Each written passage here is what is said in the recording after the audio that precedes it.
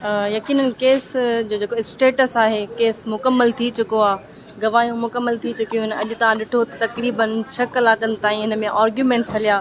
defence side जी तरफ़ खां ऐं हाणे नेक्स्ट तारीख़ ते असां उन्हनि खे जवाबु ॾींदासीं ऐं हीअ जेके वकीलनि जा आर्ग्यूमेंट्स आहिनि यकीनन इहे हलंदा हर जवाबदार जो वकील अची आर्ग्यूमेंट कंदो ऐं असां बि उन्हनि खे जवाबु ॾींदासीं ऐं उन खां पोइ उनजी फ़तवा अचणी आहे केस जी त असां पुरुमीद आहियूं त इंशाअल्लाह अदालतूं जेके आहिनि इंसाफ़ कंदियूं हिकिड़ो प्रेसिडेंट स्टेट थींदो हिकिड़ो एग्ज़ाम्पल स्टेट थींदो समूरी सिंध समूरे पाकिस्तान जे लाइ त हिते जेको ज़ुल्म करे थो उहो बची नथो सघे इंशाअल्लाह पुरुमीद आहियूं त अदालतूं इंसाफ़ कंदियूं ऐं क़ातिलनि जाबिरनि सरदारनि खे लगाम ॾींदियूं ऐं उन्हनि खे ॿुधाईंदियूं त एतिरो ज़ुल्म करणु कंहिंखे बि अलाउ न आहे यकीनन हीउ हेतिरो वॾो ज़ुल्म थियो आहे 3 घर भाती मुंहिंजा शहीद थिया ऐं उन्हनि जे इंसाफ़ जे लाइ मां बीठी आहियां सरदारी निज़ाम जे ख़िलाफ़ु जेको मुंहिंजे बाबा अलम में बग़ावत बुलंद कयो बेसिकली ऐं उन अलम में बग़ावत बुलंद करण त असां सां हेॾो वॾो सानियो थियो उहो ई अलम खणी करे बीठा आहियूं इंशाअल्लाह सुरखरू थींदासीं पुरुमीद आहियूं त हिकिड़ो मिसाल क़ाइमु थींदो